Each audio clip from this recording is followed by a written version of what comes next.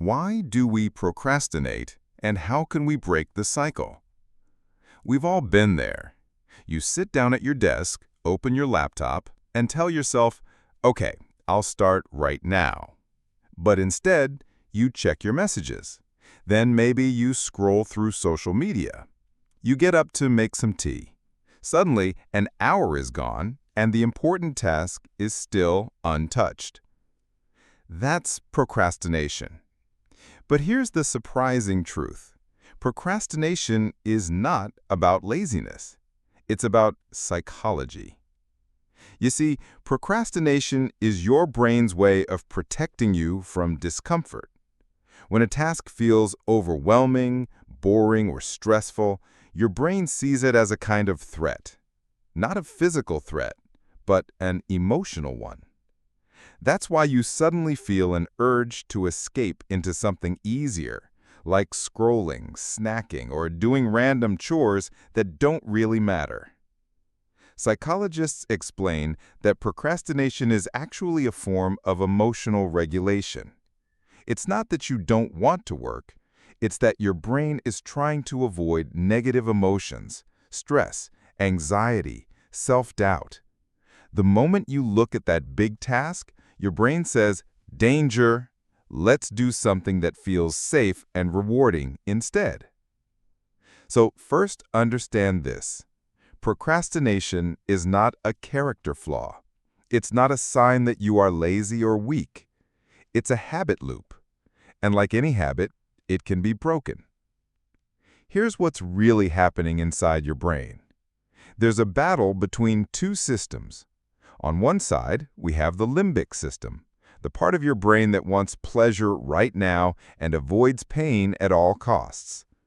On the other side, there's the prefrontal cortex, the part responsible for planning, long-term goals, and self-control. When the limbic system wins, you delay. When the prefrontal cortex takes control, you take action.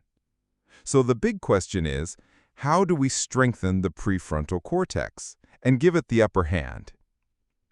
Proven techniques. 1. The 2-minute rule. Often the hardest part is just starting. Tell yourself, I'll do this task for only 2 minutes. Write just one sentence, read one page, or put on your workout shoes. What happens next is momentum. Once you start, your brain realizes it's not that scary, and you keep going. Psychologists call this the activation energy principle. The smaller the barrier to entry, the more likely you are to act. Think of it as tricking your brain into action. 2. Break the mountain into pebbles. Psychologists call this chunking. Instead of thinking, I need to write a report, think, I'll just write the title. Instead of, I need to clean the whole house, think, I'll just pick up 5 things. The brain loves small, clear steps. Every small win gives your brain a dopamine boost. That chemical reward makes the next step easier. So even the tiniest action counts. 3. The Pomodoro technique. Work for 25 minutes, then rest for 5. This method reduces the feeling of endless work and makes focus manageable. Your brain can commit to 25 minutes, but it resists, I'll work all day. Bonus tip. After 4 Pomodoros, take a longer 15 to 20-minute break. This mirrors your brain's natural focus cycle and prevents burnout. 4. Reward yourself. Pair effort with pleasure. After finishing a focus session, give yourself something you enjoy. Coffee, a short walk, a funny video. Over time, your brain starts associating work with reward instead of pain. Think of yourself like training a muscle. Each reward strengthens the work-pleasure pathway, making productivity feel less forced and more automatic. 5. Design your environment. Willpower is limited, so make distractions harder to reach. Put your phone in another room. Keep your desk clean. Place the book you need on your table. not hidden in a drawer. Shape your surroundings so the productive choice is the easiest choice. Environment shapes behavior. It's not about being stronger, it's about being smarter. If the cookie jar isn't in the kitchen, you won't eat it. The same is true with distractions. 6. Use self-compassion. Studies show that beating yourself up for procrastinating actually makes it worse. Instead, talk to yourself as you would to a friend. Like, yes, I delayed, but I can still do a little now. This reduces shame and makes action easier. Self-kindness activates the parasympathetic nervous system, the calm and repair mode. It helps you move forward instead of getting stuck in guilt. 7. Visualize your future self. Imagine yourself tomorrow or a year from now thanking you for starting today. Research in psychology shows that when people connect with their future self, they make better long-term decisions. You can even write a short note from your future self. Thank you for starting today. You made my life easier. It makes the reward feel more real and personal. 8. Implementation intentions.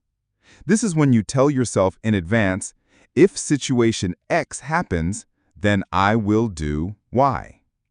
For example, if I come home tired, then I will at least open my laptop and write one sentence. Research shows this method can double or even triple the chance that you'll follow through, because your brain already has a clear plan instead of negotiating in the moment. 9. 5-second rule. The idea is simple.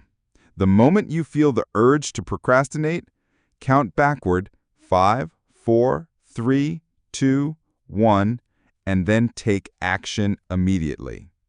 This interrupts the habit loop and gives the prefrontal cortex a chance to step in before the limbic system takes over. 10. Temptation bundling. Pair something you need to do with something you enjoy. For example, only listen to your favorite podcast while exercising, or only drink your best coffee while working on your project. This way, your brain begins to associate discipline with pleasure, not just effort. Finally, remember, procrastination never fully disappears. It's part of being human. But each time you practice these techniques, you train your brain like a muscle. Over weeks and months, action becomes easier, focus feels more natural, and you start to trust yourself more deeply. Remember, action comes before motivation.